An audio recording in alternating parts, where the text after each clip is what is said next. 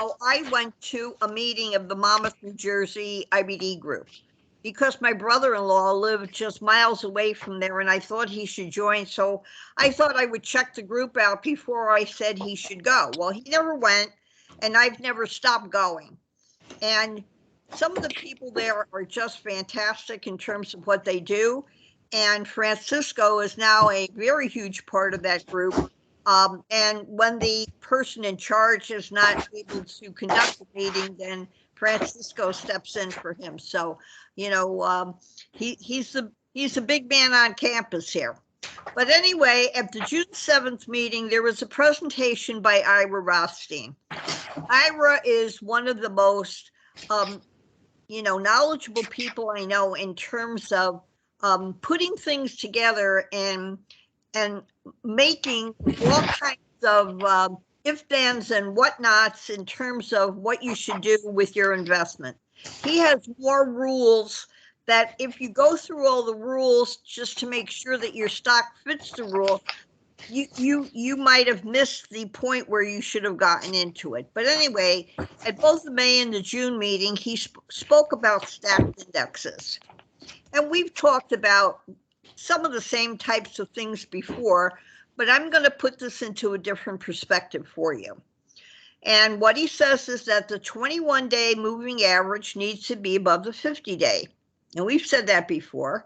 And the 50-day must be above the 200-day. And the 200-day must be trending up. The same holds true for both sectors and industries. And now I can't see my screen. So if the sector or industry fits the 3 time frames, then you should look for the sectors that do if some of them don't, because you only want to be in the ones that do fit the 3 time frames. Once you find out what sectors are doing the best, then you pick the best stocks in that sector that are above the 3 time frames. So for your homework, I want you to take a look at the Tesla stock recently. Tesla was below the 200-day moving average. And once it went above the 200-day moving average, the stock went up for multiple days, 9 or more in a row. And my observations are some of the biggest moves are off the 200-day moving average once the index or stock goes above that. And stocks that are up 6 or 7 days or more in the row have the most momentum. So look at the IBD 50 and you will see examples of these. So now we are going to look at the NASDAQ index that Keith had up previously.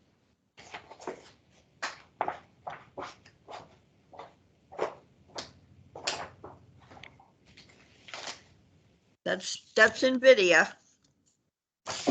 We don't want that one. Oh, I sent you the wrong one. Oh, darn. All right. Hold on. Can you share the screen? I will stop. You can share the screen. We can continue the recording. Okay.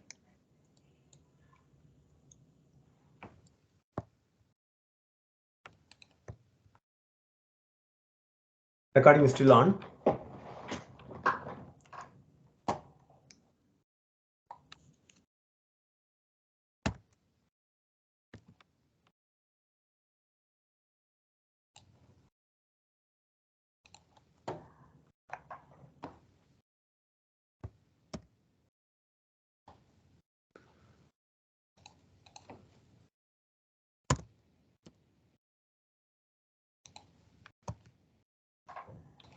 Okay, there you go. Oh, yeah. You should get it. Share. Oh, you send it email? You want me to share it? Yeah, please share. All right.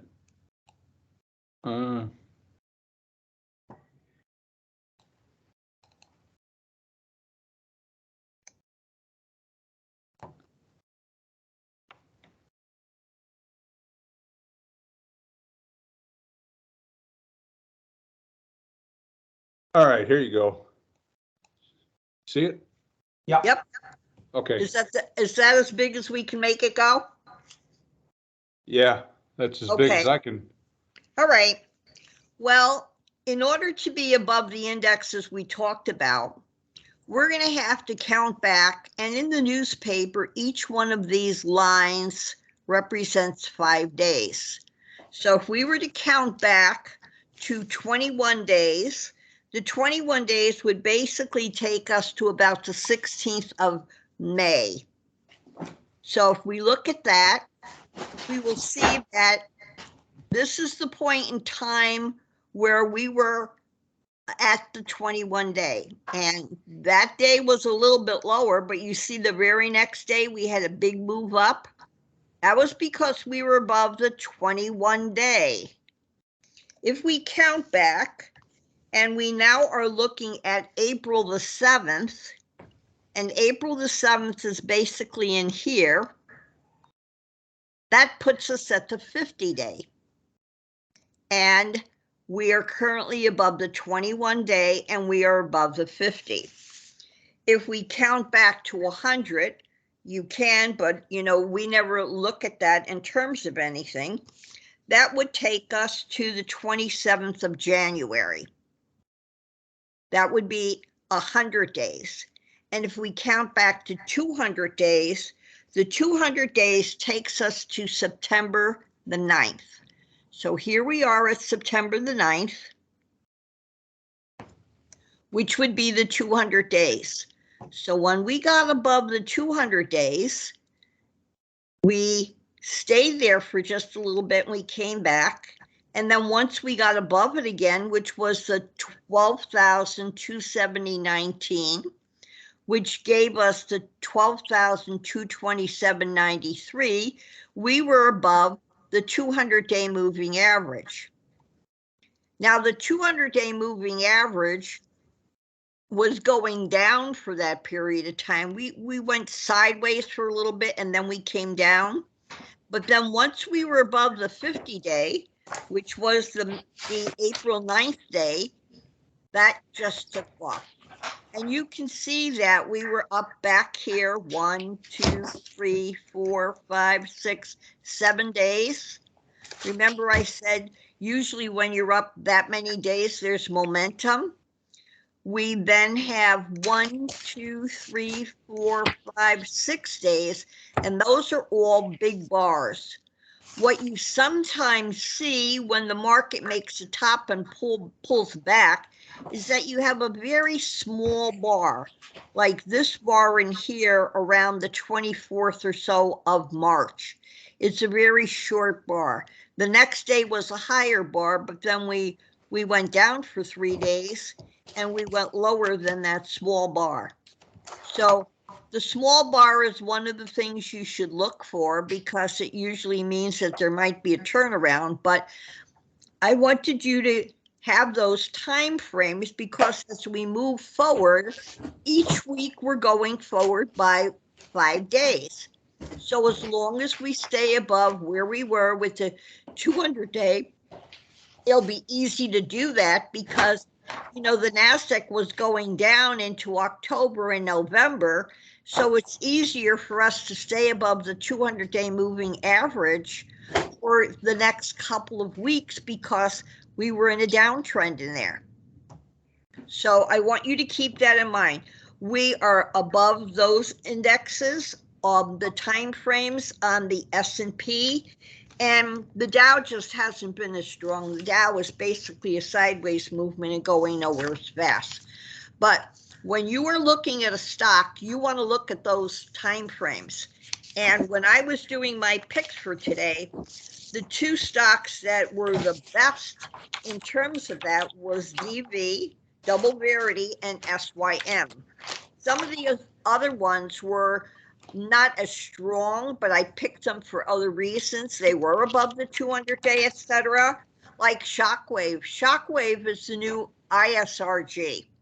And, it's something that is going to revolutionize the way that they are handling medical problems, especially blockage in the heart, etc. So moving on now, that's all I'm going to say, but I want you to go back and do your homework on Tesla. Look at that Tesla slide and pull it up on a graph form and see what Tesla did once it got above the 200-day moving average. You will surprise yourself. You will. Okay, moving on to tidbits. Okay, stop the share. I will share it. Okay, I think I did. Did I stop? Yeah. You see my screen?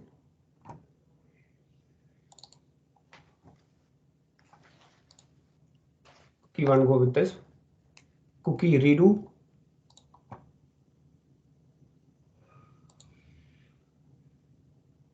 Cookie. Myself. Okay, now you can hear me. Yeah. Okay. You want to start recording because you stopped the recording? No, the recording is on. Okay. Agent from the California group is allowing those people who might have who might be in his group to join the Mollyverse. And if you do that, then you will be able to get the 20-some different categories of information that he sends out to those people who belong to Mollyverse and who contribute at least, you know, one or more selections for the week to what they're buying and selling, etc. So if you want to join Mollyverse, it costs $40 a year. And as I say here, it's the best money I've ever spent for the investment knowledge I receive from joining.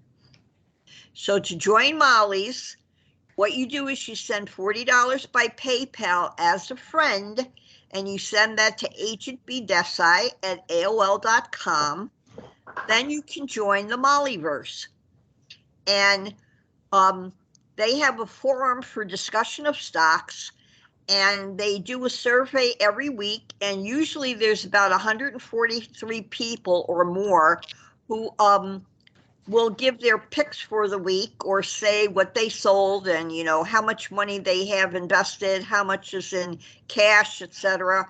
And there are reports on everything from the stocks and blue dots to option trading, all kinds of really, really wonderful information. So you can get to try the last week's survey by clicking below, and you will get a flavor for the type of information you receive. And if you wish, you can sample 2 other reports. So all you have to do is click on those. And if you didn't take a screenshot of this, it will certainly be part of the information you receive after the meeting. So I hope you will enjoy this. And they have named speakers that put on seminars on Saturday. This past Saturday, they had Tanner, Tea Time with Tanner, and Amy Smith had a portion of that meeting before Tanner started. There's just a lot of real good information there. John Pocaraba has been part of that program. Francisco has, as well as Mike Miller from the Monmouth Group. So a lot of really good information to share. I'm telling you about this group because I have learned a lot from them, and you can do the same. So on to the next slide. We'll leave this up because there was a problem with, you know, the slide that we had that showed where you can put your questions. And so this is where you need to ask your questions for the meeting. This is the link. You can make a copy of it because it will be the same link the next time as well. Cookie, that's about it, Cookie. Okay. I will stop the recording. Okay.